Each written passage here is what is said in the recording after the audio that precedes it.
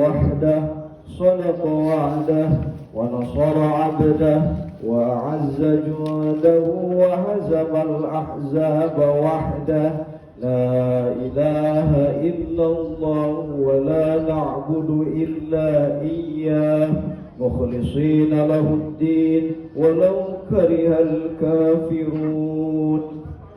الحمد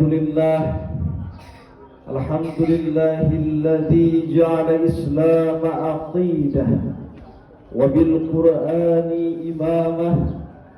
الصلاة والسلام على رسول الله وعلى آله وصحبه ومن والاه. أشهد أن لا إله إلا الله وحده لا شريك له وأشهد أن محمدا سيدنا محمدا عبده ورسوله لا نبي بعده. أما بعد فيا أيها المؤمنون أوصيكم ونفسي بتقوى الله فقد فاز المتقون واتقوا الله حق تقاته ولا تموتن إلا وأنتم مسلمون. قال الله تعالى في كتابه الكريم أعوذ بالله من الشيطان الرجيم كيف تكفرون بالله وكنتم أمواتا فأحياكم ثم يميتكم ثم يحييكم ثم إليه ترجعون. Al-ayah sadaqallahul azim.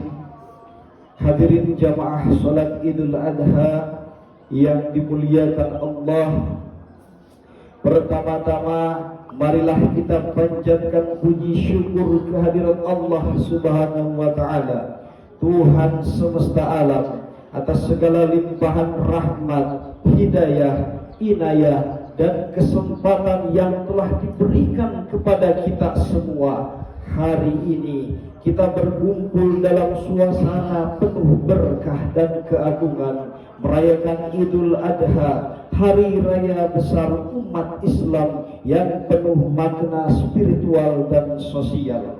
Salawat beserta salam semoga tercurah kepada Nabi Muhammad sallallahu alaihi wasallam, suri teladan dalam seluruh aspek kehidupan, baik dalam ibadah, akhlak maupun kepedulian sosial terhadap umatnya.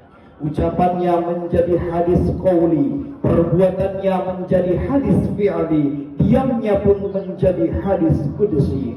Rasulullah sallallahu alaihi wasallam adalah panutan kita semua. Segala sesuatunya senantiasa membimbing kita, memberikan kita arah untuk menjadi manusia yang tidak hanya mulia di dunia, akan tetapi mulia di akhirat kelak. Tidak hanya mulia di mata manusia, akan tetapi juga mulia di hadapan Allah Subhanahu wa taala. Ma'asyiral muslimin wal muslimat, jamaah salat Idul Adha yang dimuliakan Allah. Idul Adha tidak terlepas dari kisah agung Nabi Ibrahim alaihissalam dan putranya Nabi Ismail alaihissalam. Sebuah kisah tentang ujian iman dan ketundukan total kepada Allah saat Nabi Ibrahim diperintahkan menyembelih putranya yang sangat dicintainya. Ia tidak menawar dan Nabi Ismail pun tidak menolak. Semua tunduk dan patuh kepada perintah Allah. Kepatuhan ini yang menjadi teladan bagi kita hari ini, bahwa ibadah kurban adalah manifestasi atau wujud nyata dari ketakwaan. Kurban bukan semata hanya penyembelihan hewan, tapi penyembelihan ego, keangkuhan dan kelekatan terhadap dunia. Inilah hadirin sisi spiritual dari ibadah kurban. Allah Subhanahu wa taala berfirman dalam Al-Qur'an surah Al-Hajj ayat 37. A'udzu billahi minasy syaithanir rajim. Bismillahirrahmanirrahim.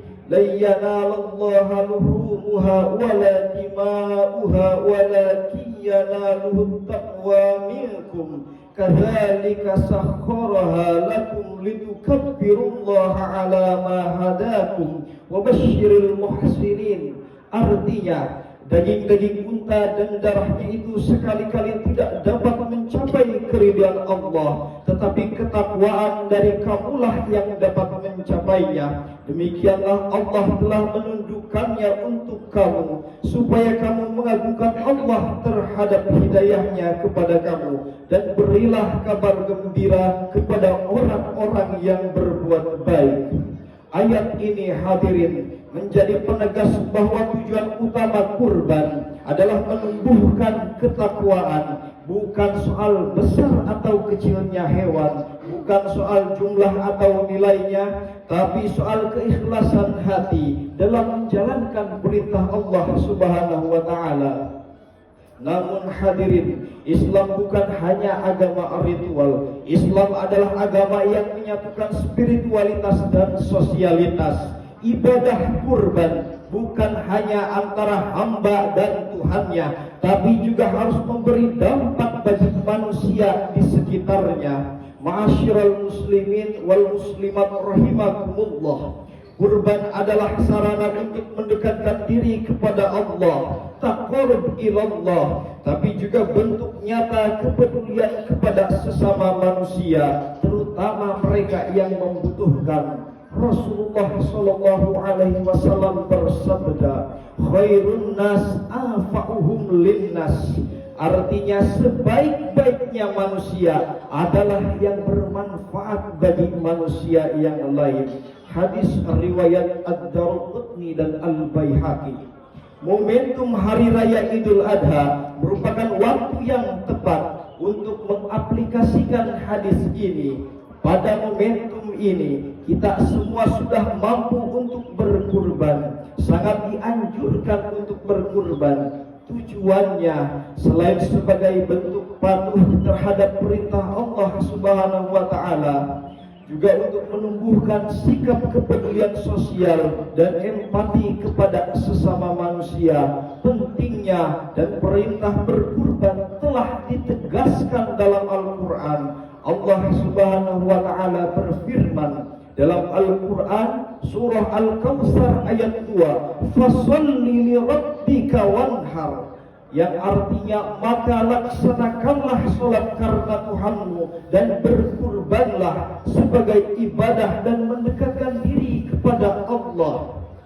Disinilah hadirin letak aspek sosial dari kurban. Melalui pembagian daging kurban, kita berbagi dengan saudara-saudara kita yang mungkin jarang menikmati daging sepanjang tahun. Kurban menjembatani jurang antara yang kaya dan yang miskin, menguatkan solidaritas sosial dan menumbuhkan rasa empati. Allah Subhanahu wa taala berfirman dalam Al-Quran surah Al-Hajj ayat 36, yang artinya, unta-unta itu kami jadikan untukmu sebagai bagian dari syiar agama Allah.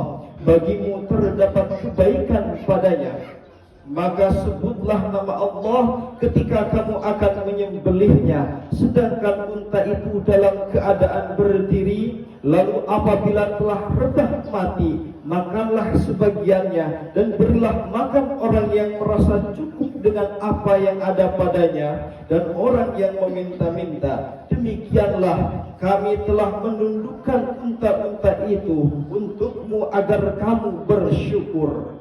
Redaksi di atas menegaskan bahwa kurban itu tidak selesai hanya di kandang atau di masjid saja, tapi harus sampai ke meja makan orang-orang yang membutuhkan.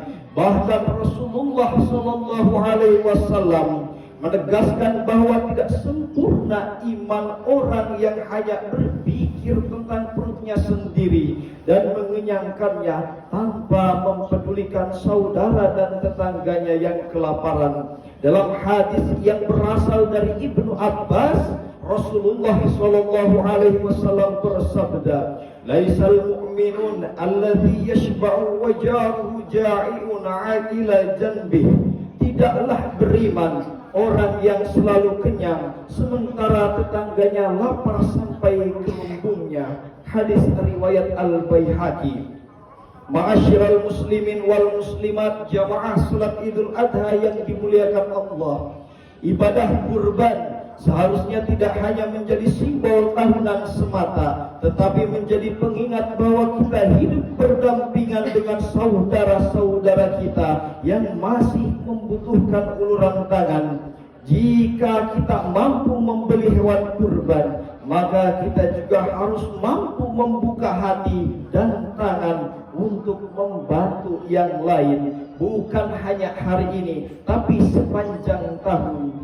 Oleh karena itu, mari kita jadikan momentum Idul Adha dengan melaksanakan kurban ini sekaligus menjadi sarana untuk meningkatkan ketakwaan dengan mengorbankan hal-hal yang kita cintai demi Allah, mengikis sifat kikir karena kekikiran adalah penghalang utama dalam berbagi, membangun empati sosial karena kita tidak hidup sendiri di dalam masyarakat, dan mendistribusikan kekayaan agar tidak berputar pada golongan tertentu saja, dan terakhir menyatukan umat karena kurban mempererat tali ukhuwah Islamiyah.